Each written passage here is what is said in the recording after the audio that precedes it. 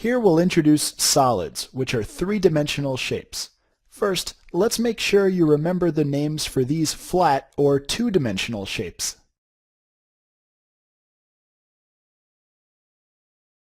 Great, we have a circle, a square, and a pentagon. Now let's take this pentagon and knock it down so it's lying flat. If we extend it into the third dimension, then we have a solid called a prism. Let's rotate this prism so you can see it from a few different angles. The pentagon down here is the base of the prism, and we have another pentagon up here at the top of the prism. The length of the vertical separation between these two pentagons is called the height of the prism. Prisms are usually named after the shape of their base.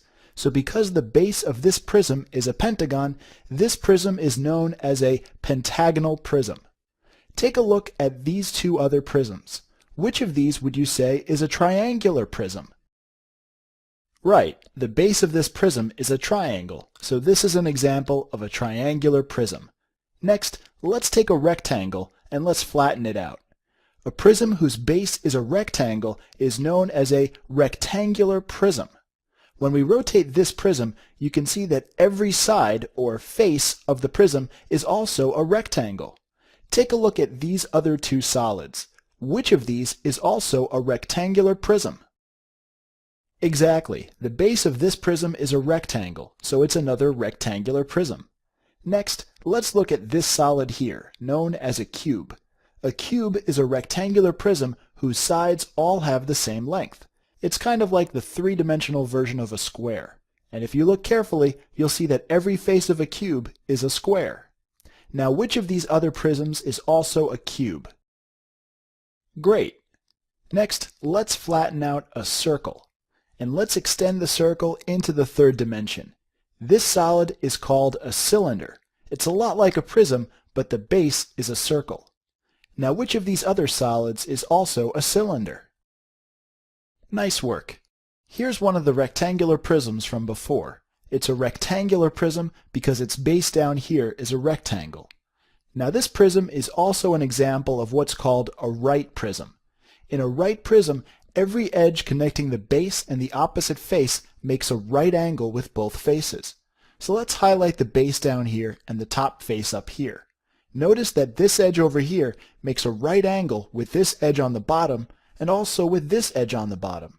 This edge on the left is perpendicular to the bottom face, and it's also perpendicular to the top face. So this is an example of a right prism. A prism is called an oblique prism when not every side edge is perpendicular to the base. If we move the top face so that it's no longer directly above the base, then we have an example of an oblique prism. Let's rotate this one a little so you can really see that the top face is no longer directly above the base and that these angles are no longer right angles. Cylinders can also be right and oblique.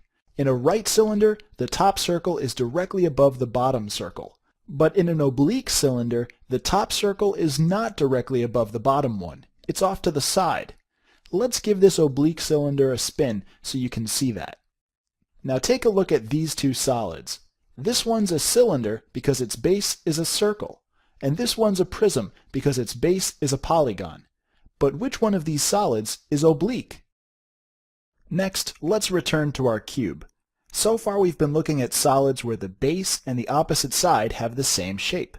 But you can imagine solids where the base and opposite face have different shapes. For example, here's a solid where the top face is a smaller square than the base. If we shrink the top face completely so it's just a point, then we've created what's called a pyramid. The square down here is still known as the base, and the point up here is known as the apex. Because the base of this pyramid is a square, it's an example of a square pyramid. Let's give this solid a spin. Notice that the apex is directly above the middle of the square base. When this is true, the pyramid is known as a right pyramid. And if the apex is not directly over the center of the base, then it's an oblique pyramid. So when we shrink the top face of a prism down to a point, we get a pyramid. And if we do the same thing to a cylinder, we get what's called a cone. Now take a look at these two cones here. They have similar heights, but which one of these do you think is an example of an oblique cone? Excellent work. One other solid you should know is a sphere, which is like a ball. Every point on the surface of a sphere is the same distance from the point at the center of the sphere, and this distance is known as the radius. Spheres are like the three-dimensional version of a circle. Okay, last question. Take a look at these four buildings here. What kind of solids are these buildings? Be as specific as you can.